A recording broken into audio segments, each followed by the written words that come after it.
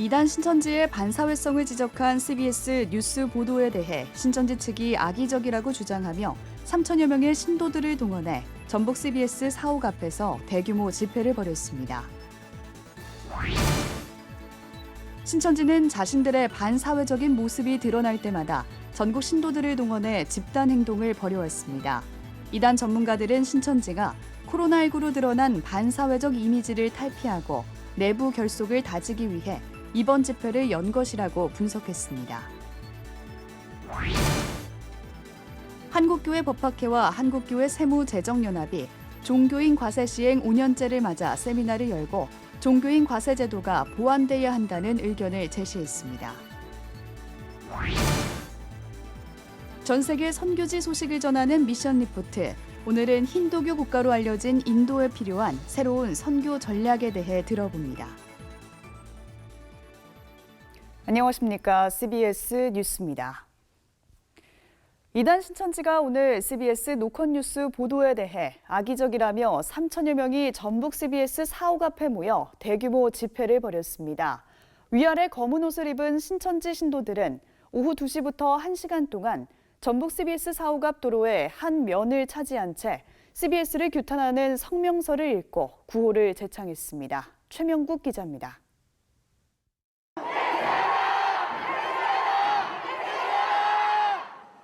전북 CBS 사옥 앞에 모인 신천지 신도는 경찰 추산 약 3천 명으로 이들은 오전부터 하나둘 모이기 시작해 구호를 외쳤습니다. 이들은 위아래 모두 검은 옷을 입고 이마에는 CBS 노컷뉴스 해체라는 구호를 적은 띠를 둘렀습니다. 이단 신천지가 CBS 노컷뉴스 보도와 관련해 악의적이라며 전북 CBS 앞에서 대규모 집회를 벌이고 있습니다. 오전부터 하나둘 모이기 시작한 신천지 신도는 오후 2시 현재 수천 명으로 늘었습니다. 이들은 CBS 노컷뉴스에 신천지로 인해 살인사건이 일어났다는 보도에 대해 악의적인 왜곡 보도라며 CBS 노컷뉴스 해체를 촉구했습니다. 앞서 전북 정읍에서 전처와 처남댁에게 흉기를 휘둘러 숨지게 한 40대가 구속됐는데 이 남성은 신천지 종교 때문에 가정 불화를 겪었다며 신천지를 살인 동기로 꼽았습니다. 오후 2시부터 1시간 동안 이어진 본 집회에서 이들은 전북 CBS 사옥 앞 도로의 한 면을 차지한 채 CBS 노컷뉴스를 규탄하는 성명서를 읽고 구호를 제창했습니다. CBS를 해체하라! 이 과정에서 일부 신천지 신도가 탈진 증세를 보여 응급처치를 받기도 했지만 대부분 자리를 떠나지 않고 CBS 노컷뉴스의 해체를 촉구했습니다. 신천지의 이런 행태에 대해 기독교계에선 가정 파탄의 원인을 제공한 신천지가 책임을 회피하고 있다며 먼저 스스로를 돌아봐야 한다고 일침을 가했습니다. CBS 뉴스 최명국입니다. 신천지는 자신들의 반사회적 모습이 드러날 때마다 전국 신도들을 동원해 집단 행동을 벌이며 대규모 집회를 열어왔습니다. 이단 전문가들은 신천지가 코로나19로 드러난 반사회적 이미지를 탈피하고 내부적 결속을 다지기 위해 시위한 것이라고 분석했습니다. 이어서 오요셉 기자입니다. 전북 CBS 앞에서 진행된 이번 집회는 코로나19 이후 열린 신천지의 첫 대규모 집회입니다. 신천지는 앞서 자신들의 반사회성이 드러날 때마다 전국 신도들을 동원해 대규모 집회를 열어왔습니다. 지난 2016년엔 CBS가 특집 다큐 신천지에 빠진 사람들을 통해 신천지의 실체를 고발하자 5만여 명의 신도들을 동원해 전국 CBS 12개 지역본부 앞에서 시위를 벌이기도 했습니다. 이단 전문가들은 신천지가 이 같은 집단 행동에 나서는 것은 대외적 공세를 강화하며 부정적인 이미지를 탈피하고 내적으론 결속을 다지려 하는 것이라고 분석했습니다. 대외 공세를 강화함으로 해서 내적인 그런 어떤 결속을 다지려고 하는 그런 전략적인 의도가 있는 거예요. 항상 그래왔단 말이에요.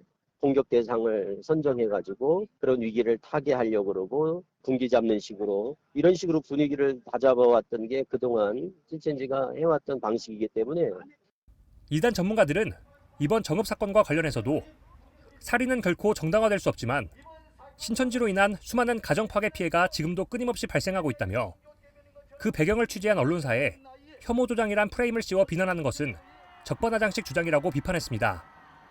이어 전 국민이 안타까워하는 사건을 신천지 조직 관리나 포교 활동을 위해 이용해서는 안 된다고 말했습니다. 코로나 이후에 이 사건을 통해서 국민들이 또 다시 신천지를 더 부정적으로 보게 되는 환경이 조성이 되기 때문에 이걸 막아야 된다라고 이제 생각을 하는 거죠. 기독교 언론 때문에 희생양 당하고 있다 이런 이미지를 그렇게 만들어 가는 거죠. 앞으로도 이제 이런 문제를 발생을 하면 CBS나 이런 기독교 언론에서 방송하지 못하도록 재갈 물리려고 하는 그런 성향도 가지고 있는 거죠. 한편 신천지는 20대 대선 이후 주요 일간지에 수억 원대 전면 광고와 기사형 광고를 지속적으로 게재하는 등 코로나19 사태를 통해 드러난 반사회적 이미지를 탈피하려 하고 있습니다. 이단 전문가들은 이번 사건을 오히려 신천지로 인한 사회 문제를 공론화하는 계기로 삼아야 한다고 강조합니다. 학업 포기와 이혼, 가출 등 신천지가 우리 사회에 미치고 있는 영향은 단순히 종교의 문제가 아니라 사회 전체의 문제이기에 이를 분석하고 대안을 마련해 재발을 방지해야 한다는 겁니다. 그런데 이런 문제가 일어날 때마다 늘 공통적으로 언급되고 있는 신천지라고 하는 단체는 역시 제3자로 빠져 있거든요. 신천지가 과연 도의적인 책임으로부터 벗어나 있는지를 우리 사회가 한번 물어볼 필요가 있다고 생각합니다. 이 문제의 재발 방지를 위해서 신천지가 이제는 본인의 의사와는 무관하게 거짓말로 접근해서 포교하는 행위도 이제는 중단하고, 이단 전문가들은 신천지가 최근 대규모 포교 목표를 세우고 공격적인 포교 활동에 나섰다며 특별히 정체를 드러낸 오픈 전도와 함께 신천지란 사실을 숨긴 채 접근하는 모략 전도도 이뤄지고 있기 때문에 더욱 각별한 경계와 주의가 요구된다고 경고했습니다. CBS 뉴스 오요셉입니다. 지난 2018년부터 시행한 종교인 과세가 5년째를 맞았습니다. 시행 초기 우려에도 대체로 잘 정착했다는 평가를 받고 있는데요. 한국교회 법학회와 한국교회 세무재정연합이 함께 개최한 세미나에서 발제자들은 종교인 과세의 보완이 필요하다고 강조했습니다. 이승규 기자입니다. 지난 2018년 종교인 과세 시행을 앞두고 한국교회 안에는 찬반 양론이 팽팽했습니다. 종교인 과세를 반대하는 쪽은 종교인은 근로자가 아니기 때문에 세금을 납부할 수 없다고 주장했고, 종교인 과세를 찬성하는 쪽은 종교인 역시 국민의 한 사람으로서 세금을 납부해야 한다고 맞섰습니다. 우여곡절 끝에 종교인 과세를 시행했지만 정부의 준비도 부족해 시행 초기 혼란을 거듭했습니다.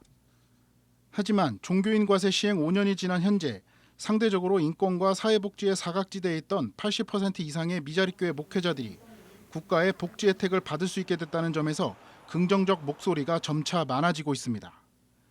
하지만 보완이 필요하다는 지적도 제기되고 있습니다. 종교인 과세 시행 초기 정부가 목회자들의 반발을 무마하기 위해 무리하게 법을 적용하다 보니 다른 법과 충돌이 일어나거나 형평성 문제가 생겼기 때문입니다. 발제자로 나선 김영근 회계사는 특히 담임 목사가 직접 과세를 신고할 경우 종교인 소득에 대한 이해 없이 세무서 조사관의 일방적 설명에 의존해 신고한 경우가 대부분이라며 여러 공제를 못 받는 경우가 생길 수 있다고 말했습니다. 김 회계사는 소득공제에 대한 이해가 부족해 공제를 받지 못하는 경우도 있고, 원천징수 방식과 연말정산 신고 방식에 대한 이해가 없어 무조건 종합소득신고 방식만 고집해 불이익을 받는 경우도 있다고 덧붙였습니다. 원천징수 방식이나 그다음에 연말정산이나 어떤 종합소득이나 이런 거에 대한 이해를 하고 내가 나한테 가장 맞는 절차 방식을 선택해야 되는데, 그냥 내 머릿속에 기억하고 있는 종합소득 신고 방식만이 유일한 방식으로 남아가지고 다른 것을 활용하지 못하는 오류가 있더라. 김 회계사는 총회나 연합회가 적극적으로 상담센터를 설치하고 오류를 상담해주는 등 지속적인 홍보가 필요하다고 강조했습니다.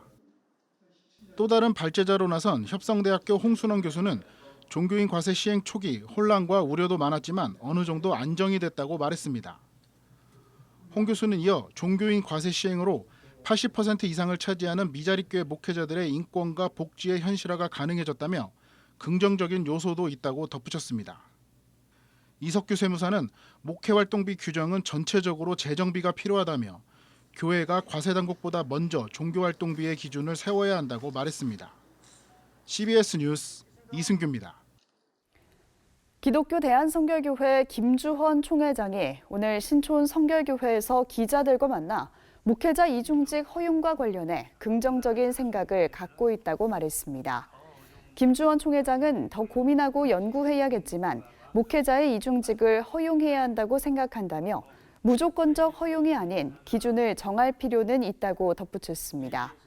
김 총회장은 또 한국교회 미래를 위해 다음 세대도 매우 중요하다면서도 100세 시대를 맞아 장년들을 소홀히 해서는 안 된다고 강조했습니다. 전 세계 선교지 소식을 전하는 미션 리포트, 오늘은 인도로 가보겠습니다. 인도는 힌두교의 나라로 알려져 있는데요. 인도의 한인 선교사들은 인도 선교를 위한 새로운 전략이 필요한 시점이라며 복음의 능력으로 인도 사회가 변화되길 바라고 있습니다. 신분 노출의 위험으로 가명을 사용한 소조엔 선교사가 전합니다.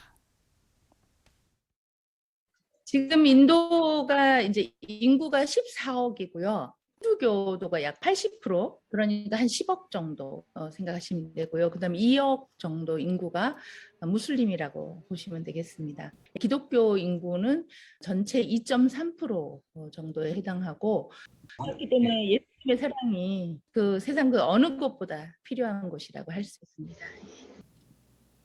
그 힌두교의 영향이 강하기 때문에 그 인도의 그리스도인들도 이렇게 정체성을 찾기가 많이 힘들어요.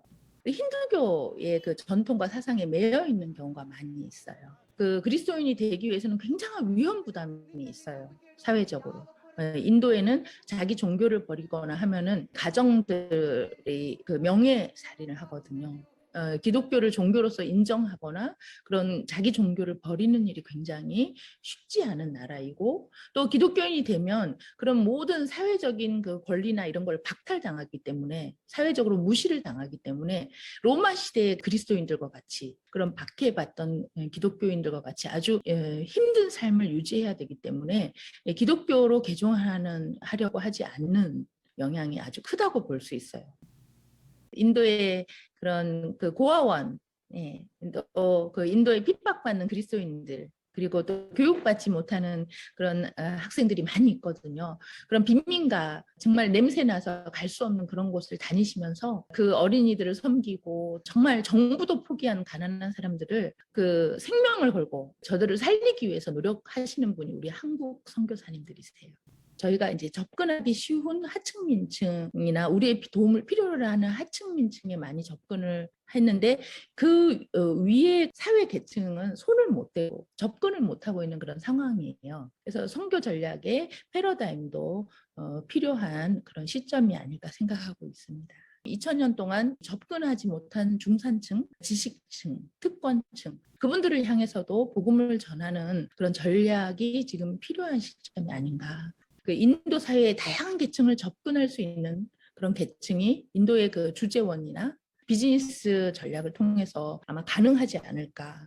예, 그 젊은 층들의 지금 우리 한국이 뜨고 있잖아요. K-팝, K-컬처, 한글 이런 거를 배우려고 하는 그런 분들이 많기 때문에 그 한국에 가지고 있는 장점을 잘 활용해서 인도 선교를 접근할 수 있는 그런 기회가 주어진 시대가 아닌가.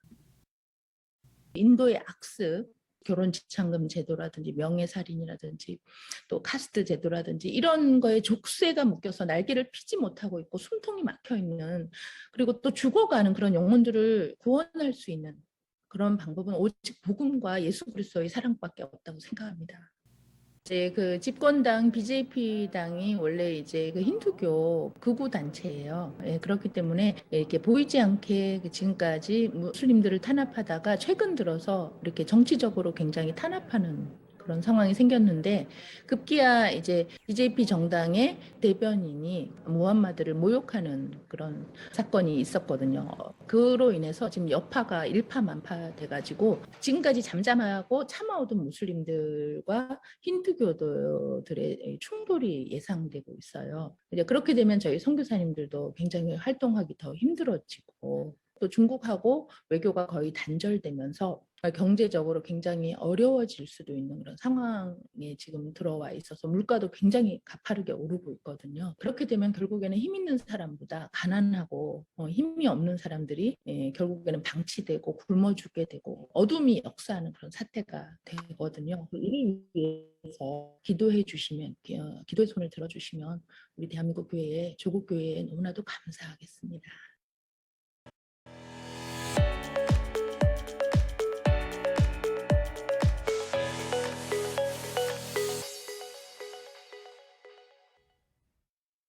간추린 지역교계 소식입니다.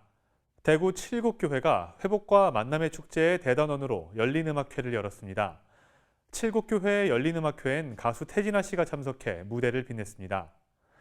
순천 덕신교회 수요예배에선 전남 CBS 권신호 대표가 나서 전남 CBS를 위한 기도와 응원을 부탁했습니다. 대구 칠곡교회가 5월 15일부터 매주 주일에 진행했던 회복과 만남의 축제의 마지막 시간으로 열린음악회를 진행했습니다. 이 코로나 시대에 우리 많은 성도님들과 또 이웃분들이 또 지쳐 계신 것 같아서 다시 한번 힘을 내고 우리 삶의 자리로 또 회복될 수 있도록 또 이번 일을 통해서 저희 교회뿐만 아니라 전체 한국교회가 또 지역사회를 섬겨주는 우리 교회의 사명 잘 감당해 나갈 수 있기를 바라봅니다. 칠곡교회 열린음악회엔 가수 태진아 씨가 참석해 찬양하고 찬송할 때가 가장 행복하다며 신앙을 간증했고 본인 곡뿐 아니라 찬양곡으로 무대를 빛냈습니다.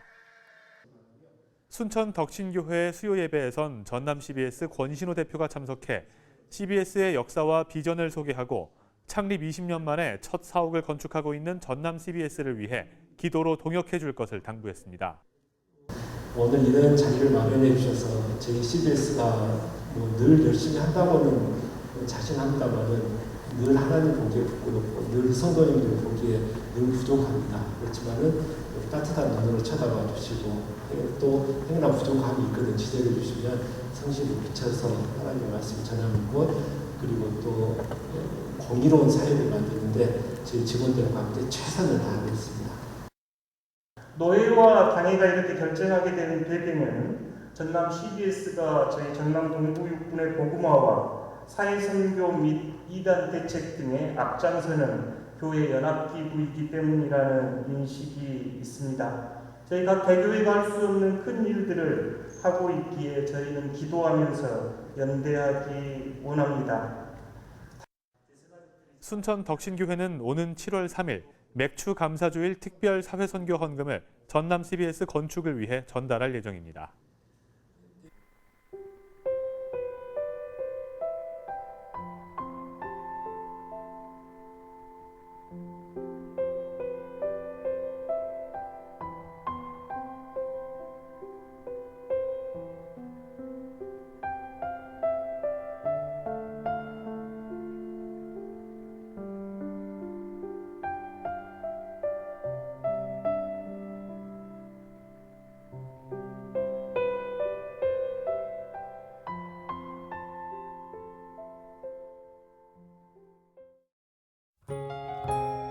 내일 오전까지 수도권과 강원도 일대엔 강한 비가 내리겠습니다.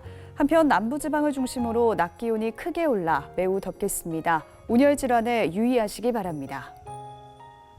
내일 아침 최저 기온은 21도에서 25도, 낮 최고 기온은 28도에서 35도로 예상됩니다. 이상으로 뉴스를 마칩니다. 함께해 주신 여러분 고맙습니다.